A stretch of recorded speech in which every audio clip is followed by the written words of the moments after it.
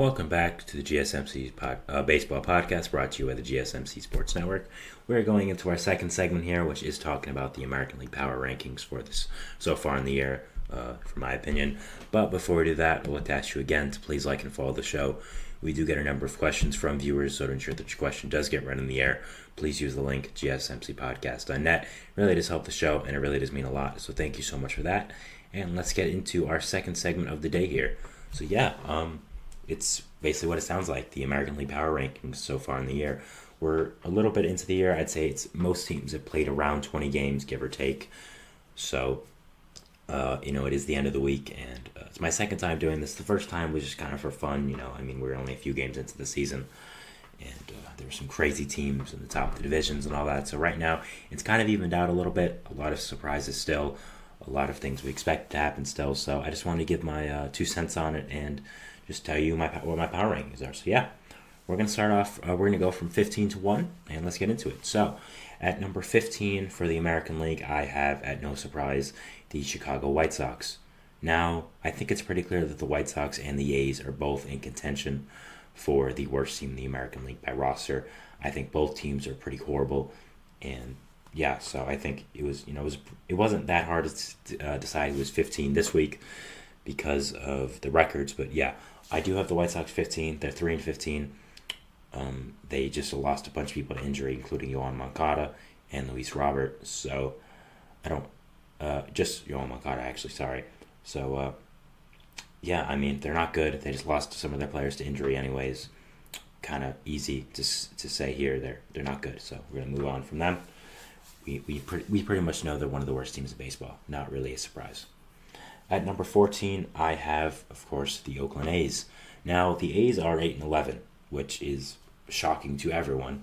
Believe me, it's shocking to me as well. But I still have to have them at 14. Their team is still not good. There's really nothing exciting about this if you are an A's fan. I don't know what there is to look forward to right now.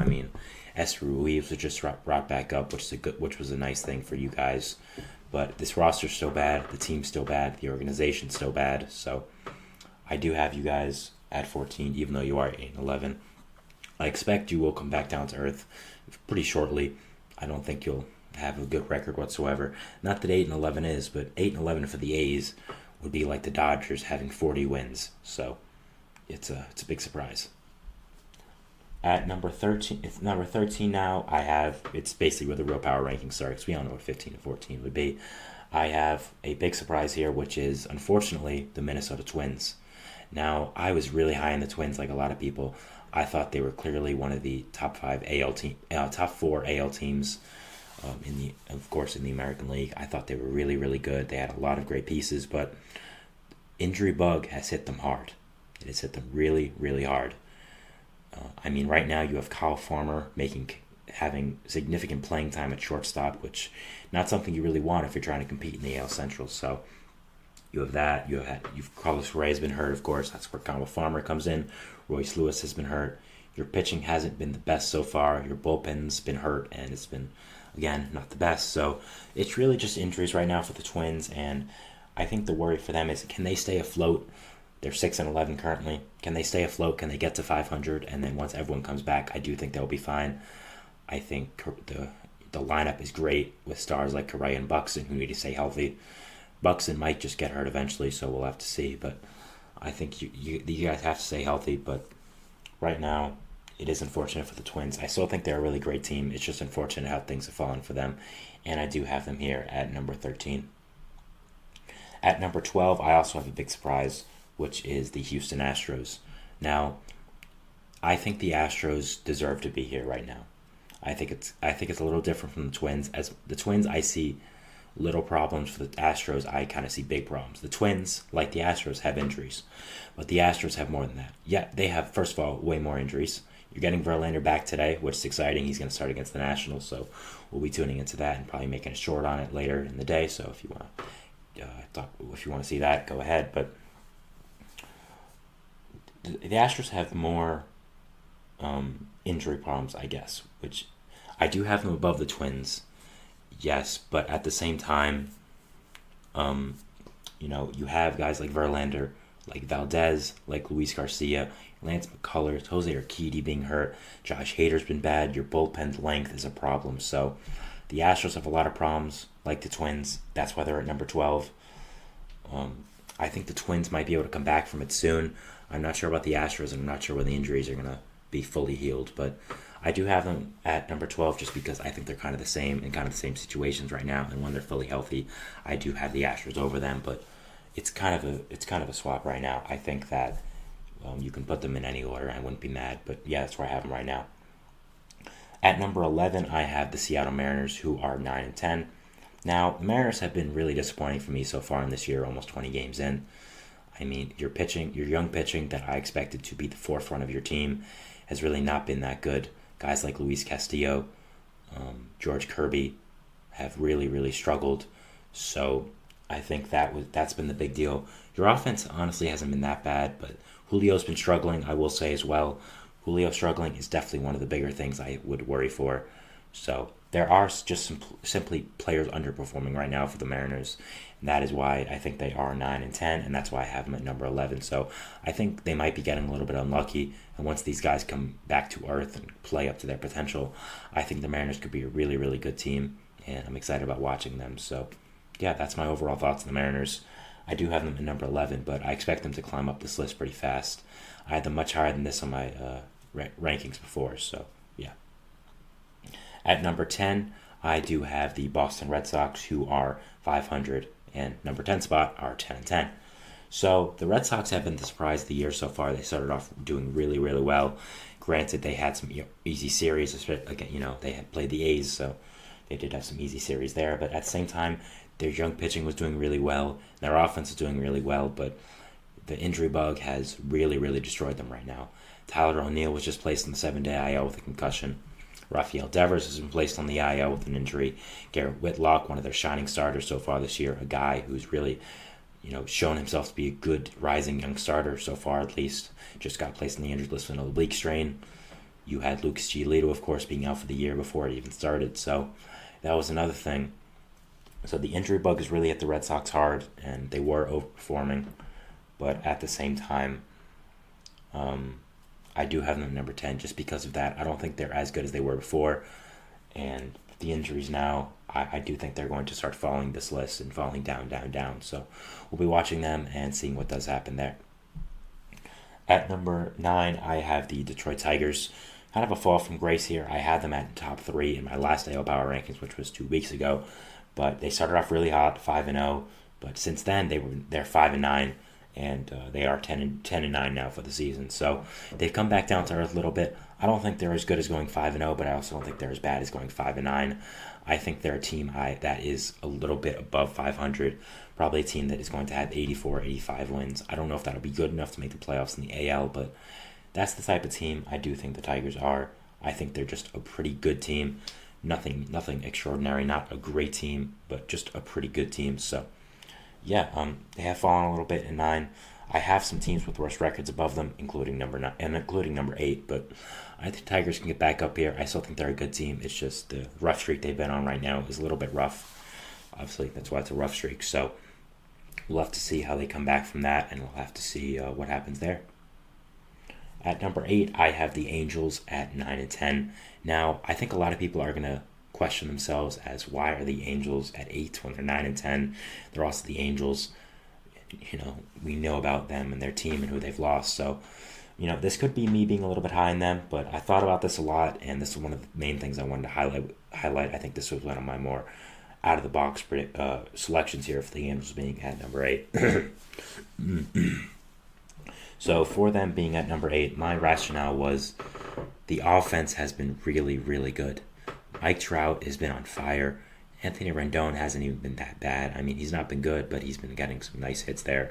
Your young hitters have been performing like Logan O'Hoppe, Zach Neto. Your pitching has been bad, but I think Mike Trout having a resurgence and finally getting back to the Mike Trout is really, really great for you guys. I think it helps your team a lot. So I do have the Angels at number 8. I think they could surprise some people with what they do this season. So I still think they're a playoff team? No. Do I think they're even going to be close to a wild card team? No. But I think they could surprise some people. I think they could finish over 500, especially if Trout keeps doing what he's doing. I think he's really he's really what defines this team, Mike Trout, and how he does perform. So I'll be watching him, and however he does perform, that's how I think the Angels will perform. So yeah, that's what I'm watching here. At number 7, I have the Toronto Blue Jays at 10-9. For the Blue Jays at number 7, it was pretty simple. I think they're a really good team. Their pitching has come in handy. Kevin Gausman, once he gets back fully from that injury and starts performing like Kevin Gausman again, they're going to be even better. Their offense has been good. They just had a nice series against the Yankees where they beat them. So, yeah, I think the Blue Jays have been doing really well, and I think they're a really good team. And I think 7 is the perfect spot for them. I think really 7 and 5, I'm okay with any order for these teams. I think any order is honestly perfectly fine. So I'll tell you the teams I have here, and then you can really decide who you want. But that's what the order I had was. At number 6, I had the Tampa Bay Rays at 11-9, who are 11-9. They are my number 6 team. So this is where the playoff teams would start. So for the Rays, the reason I had them here at number 6 was I think their pitching's done really well. Zach Eflin is amazing. I think Ryan Pepiot is going to be awesome after that. They're getting some pitchers back as well as season goes on, so that deals into it. Ahmed Rosario has been great since coming over the Rays. Their starts have been performing. Randy's been great. Isaac Paredes has been great. So overall, I just think the Rays are a really good team right now. I think some of the issues I had with them have kind of gone away. I think if Ahmed can continue playing like this, he can be the guy that fills in for Wander Franco at short. I'm not sure if it's going to be full-time or a long-term, but that is something that is a positive there. Brandon Lau was placed on the injured list, so that's a negative, but you're going to have Cam Marino come up soon, I think, and he's going to be really, really good. I would have him up now already, but again, the Rays know more about his situation than I do, so overall, I am really happy with the Rays, with what they're doing right now. I think they have a lot more going for them as season goes on as well, so yeah, I think they're a great team, and I think they're going to keep getting better, and that's why I have them at number 6. At number 5, I have the Texas Rangers at 11-9. I think the Rangers have a lot going for them. I think their offense is amazing, of course.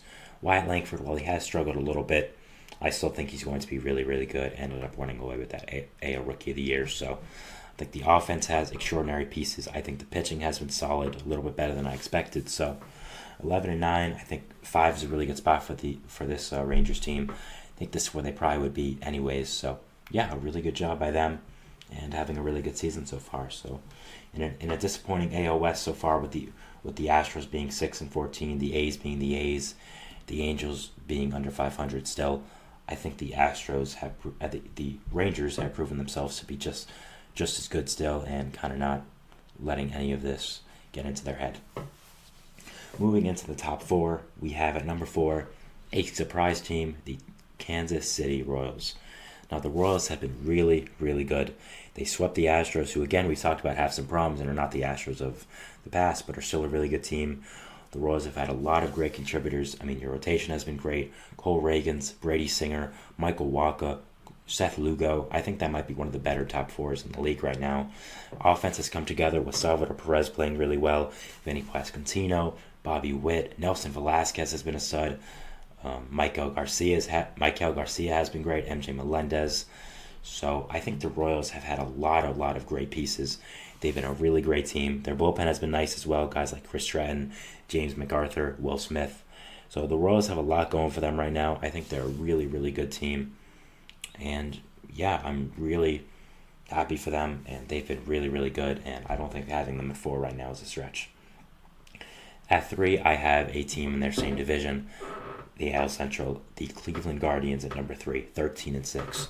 I don't think anyone expected the Guardians to be doing what they are doing right now. I mean, they have been really, really good. The offense has been firing on all cylinders. It's been really nice. The young hitters have been performing. The pitchers, even after Bieber has gone down with Tommy John, have been doing really, really well. So, yeah, the Guardians have just been firing on all cylinders. They've been great. They've surprised a lot of people, including myself. I really have loved what they've been doing so far. So, yeah, just a great season for them right now. And they're at number 3, so I think that's pretty great for them. Now, number 2 and number 1, we already know who it is. It's going to be the Yankees and the Orioles.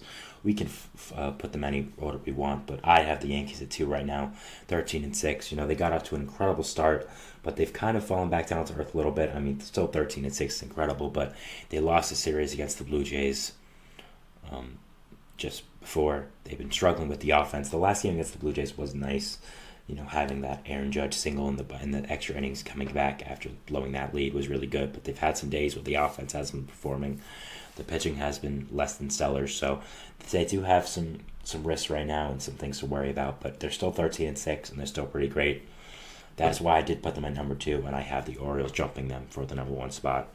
The Orioles have been so good. I mean, they're 7-2 in their last 9, 12-6 overall in the year. They're a great team. Corbin Burns has been an amazing addition so far.